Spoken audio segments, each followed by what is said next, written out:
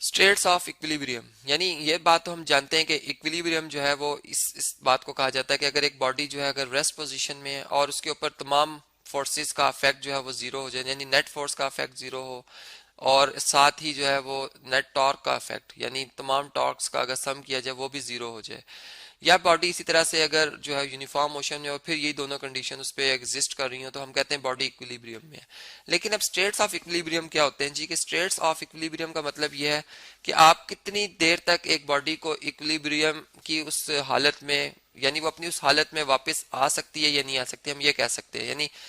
इसका stable equilibrium जो है ये इस तरह की इक्विलिब्रियम है, एक बॉडी को अगर मैं स्टेबल इक्विलिब्रियम उसमें मेंटेन कर देता हूं तो उसमें अगर मैं कुछ खास यानी कुछ खास रोटेशन उसमें लेके आता हूं तो वो वापस अपनी उसी इक्विलिब्रियम वाली स्टेट में आ जाती है। लेकिन अगर ज्यादा उस पर मैं फोर्स लगाता हूँ, ज्यादा रोटेशन प्रोड्यूस करता हूँ, फिर वो अपनी उस पुरानी वाली स्टेट में नहीं आती। इसे हम कहते हैं स्टेबल इक्विलिब्रियम। जबकि अनस्टेबल इक्विलिब्रियम जो होता है वो ऐसी ऐसी स्टेट होती है इक्विलिब्रियम की कि जिसमें क्या बॉडी के ऊपर अगर आप स्लाइड सी भी डिस्टरबेंस करते हैं, जरा सी भी फोर्स लगाते हैं जो कि इसमें रोटेशन प्रोड्यूस करती है, तो बॉडी वापस अपनी उस जो है इक्विलिब्रियम वाली स्टेट में नहीं आती। इसे हम कहते हैं अनस्टेबल इक्विलिब्रियम।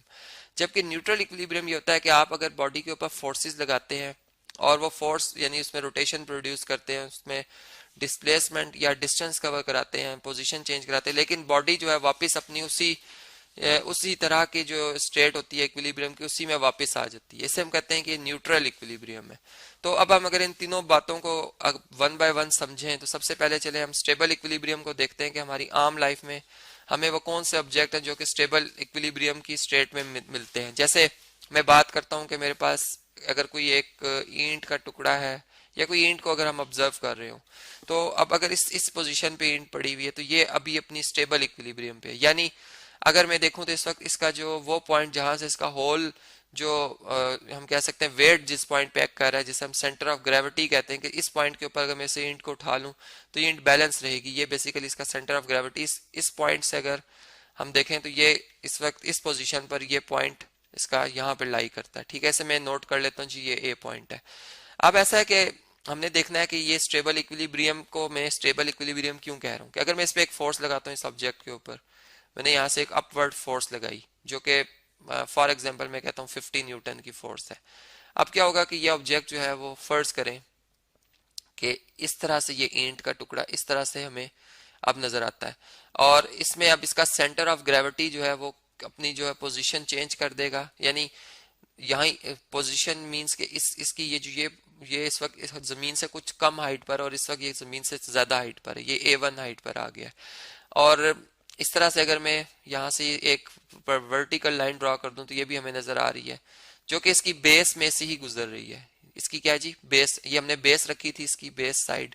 इस टाइम ये बेस से गुजर रही थी वर्टिकल लाइन, यहाँ भी ये बेस से ही गुजर रही। इसका मतलब कि अगर आप इतनी फोर्स लगाते हैं एक ऑब्जेक्ट में कि वो ऑब्जेक्ट जो है वो उसमें रोटेशन प्रोड्यूस होती है, लेकिन जब आप उसके सेंटर ऑफ ग्रेविटी से एक वर्टिकल लाइन ड्रॉ करें तो वो वर्टिकल लाइन उसकी बेस में ही रहे तो वो बॉडी वापस अपनी उस स्टेट में आ सकती है। ये स्टेबल इक्विलिब्रियम की एक कंडीशन है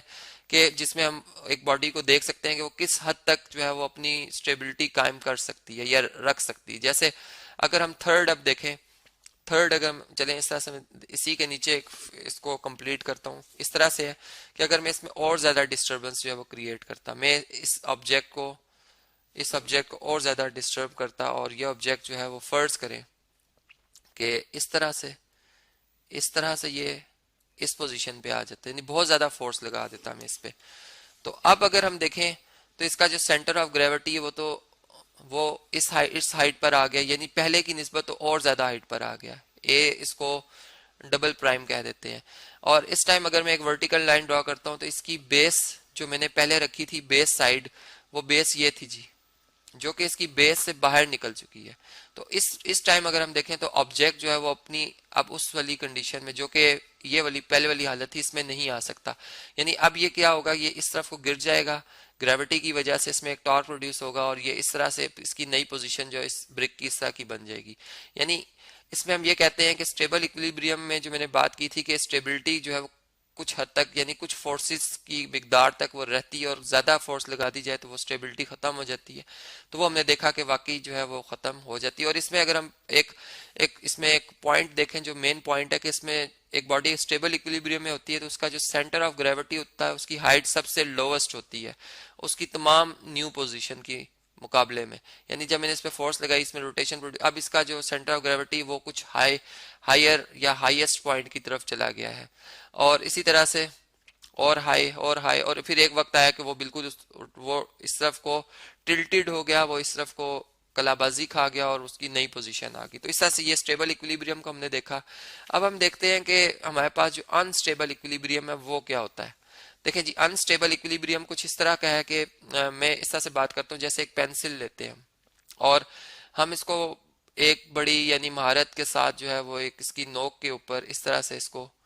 रेस्ट की पोजीशन पे इस तरह से वर्टिकली खड़ा करते हैं, स्टैंड करते हैं इस तरह से, ठीक है। अब ये जो है बॉडी पेंसिल जो है वो इस वक्त अपनी अनस्टेबल इक्विलिब्रियम में है, और इसलिए है कि इस वक्त अगर मैं इस पे जरा सी भी फोर्स लगाता हूं जो कि इसमें एक रोटेशन क्रिएट कर सकती है, यानी वही बात कि इतनी मामूली फोर्स नहीं होनी चाहिए कि वो इसको डिस्टर्ब भी ना करे, एक उसमें रोटेशन जो है वो क्रिएट कर सके, इतनी फोर्स हम इस पे अगर अप्लाई करते हैं। और फर्ज करें मैंने इसकी डायरेक्शन शो की कि लेफ्ट साइड पे हम फोर्स अप्लाई करें तो ये ऑब्जेक्ट जो है इसमें एक टॉर्क प्रोड्यूस होगा, वो टॉर्क इसमें रोटेशन क्रिएट कर देगा, और ये ऑब्जेक्ट जो है इस तरह से पहले अगर इस तरह वर्टिकली खड़ा था तो अब ये ऑब्जेक्ट जो है इस तरह से एक पेंसिल जो है जमीन के ऊपर इस फर्श के ऊपर आकर इस तरह से गिर जाएगी, और ये जो है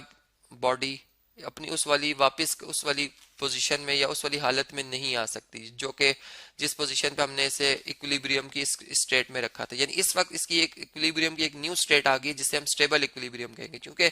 इस वक्त अगर हम देखें तो इसका जो सेंटर ऑफ ग्रेविटी है वो अपनी सबसे पीक या अपनी सबसे हाईएस्ट जो है वो हाइट के ऊपर था, जबकि इस वाली पोजीशन पे ये अपनी लोवेस्ट जो है वो हाइट के ऊपर है। इसलिए सेंटर ऑफ ग्रेविटी सी जी जिसे मैं कह रहा हूँ जी, ये जिस वक्त अपनी सबसे लोवेस्ट पोजीशन पर होता है उस वक्त बॉडी स्टेबल इक्विलिब्रियम में होती है, और जिस वक्त अपनी हाईएस्ट पोजीशन पे होता है कि आप इसमें जरा सी डिस्टर्बेंस करते हैं तो इसका जो सेंटर ऑफ ग्रेविटी या लोअर डाउन हो जाएगा, यानी और मजीद लोअर अप नहीं हो सकती, सॉरी अप यानी उसकी हायर और पोजीशन नहीं आ सकती। तो फिर जो है ये इस तरह की जो इक्विलिब्रियम होती है इसे हम अनस्टेबल इक्विलिब्रियम कहते हैं। अब इन्हीं दोनों बातों को मद्देनजर रखते हुए जो गाड़ी है, एक कार को डिजाइन जब किया जाता है तो उसकी जो बॉडी है अगर उसको यानी अगर जिसके ऊपर गाड़ी के पूरा एक वो स्ट्रक्चर बना हुआ होता है जिसमें सीट्स रख दी जाती हैं और ड्राइवर की और एक विंडो वगैरह सारी डेकोरेशन की जाती है, ये जो है अगर ये इसकी ब्रेथ ज्यादा ना रखी जाए तो या इसका मटेरियल ज्यादा मैसिव ना रखा जाए तो उससे ये होता है कि बॉडी का जो सेंटर ऑफ ग्रेविटी है वो उसकी पोजीशन जो है वो जमीन से थोड़ी अप हो जाती है, क्योंकि बंदे भी इसमें बैठते हैं। तो इसको मैसिव मैसिव इसलिए बनाया जाता है कि इसका जो सेंटर ऑफ ग्रेविटी है वो चूंकि वेट के ऊपर डिपेंड करता है, तो वेट अगर जितना डाउनवर्ड होगा उतना ज्यादा उसकी जो यानी सेंटर ऑफ ग्रेविटी जितना लोअर होगा उतनी उसकी स्टेबिलिटी जो है वो कायम रहेगी। इसलिए अगर डबल डेकर या बसेस को देख लें जो कि बहुत बड़ी बड़ी होती हैं,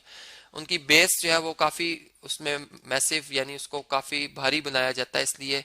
उसका वेट बढ़ाया जाता है ताकि जो है वो उसका सेंटर ऑफ ग्रेविटी जो है वो जमीन के साथ रहे। इसी तरह अगर हम देखें तो न्यूट्रल, अब जो लास्ट टाइप है हमारे पास न्यूट्रल इक्विलिब्रियम, ये किस टाइप की इक्विलिब्रियम होती है जी। जैसे मैं एक बॉल की बात करता हूँ, ये एक बॉल है, एक टेनिस बॉल है जी, चलें इसके ऊपर कोई इस तरह के एक निशानात बना लेते हैं। अब ये एक टेनिस बॉल है। अब अगर इस बॉल को हम इस वक्त देखें तो इसका जो सेंटर ऑफ ग्रेविटी है वो इसके इस पोजीशन पे यानी जो इसका न्यूमेरिकली सेंटर बनता है, या हम ये कह सकते हैं जो इसका एक चूंकि ये एक जो हमारे पास एक रेगुलर सरफेस है और एक इसकी एक बकायदा एक शेप है, एक स्फीयर लाइक शेप है, तो इसका जो सेंटर ऑफ ग्रेविटी है वो इसके सेंटर पे लाई करेगा। अब अगर मैं इस पे एक फोर्स लगाता हूँ जो कि इसमें रोटेशन भी क्रिएट कर सकती है और इसमें एक इस डिस्प्लेसमेंट भी कवर करवा सकती है। इसे फर्ज करें कि अगर ये स्पिन करने लग जाए अपनी उसी पोजीशन पे गोल घूमने लग जाए, तब भी देख लें, या ये आगे की तरफ मूव कर रही है, दोनों सूरतों में यानी रोटेट भी कर रही हो और ये ट्रांसलेटरी मोशन भी इसमें अगर जो है वो यानी दोनों टाइप के मोशन अगर परफॉर्म हो रहे हो, तो इसमें हम ये देख सकते हैं कि इसका जो सेंटर ऑफ ग्रेविटी है उसकी जो हाइट है वो उतनी ही रहती है जमीन से। यानी अगर यहाँ पर भी ये 2 सेंटीमीटर हाइट पर था तो यहाँ भी ये 2 सेंटीमीटर हाइट पर ही है। यानी सेंटर ऑफ ग्रेविटी की पोजीशन की जो हाइट है वो चेंज नहीं होती, जिससे बॉडी जो है अगर जितनी मर्जी फोर्स लगा दो ये मूव होते होते वापस जब रुकेगी तो वापस अपनी उसी जब इक्विलिब्रियम अटेन करेगी तो उसी तरह की हालत में होगी जिस तरह के ये पहले जो है वो अपनी उस फोर्स लगने से पहले अपनी न्यूट्रल इक्विलिब्रियम हालत में थी। तो इस तरह की जो इक्विलिब्रियम होती है इसे हम न्यूट्रल इक्विलिब्रियम कहते हैं, और इसमें जो है हाइट ऑफ द जो सेंटर ऑफ ग्रेविटी वो चेंज नहीं होती।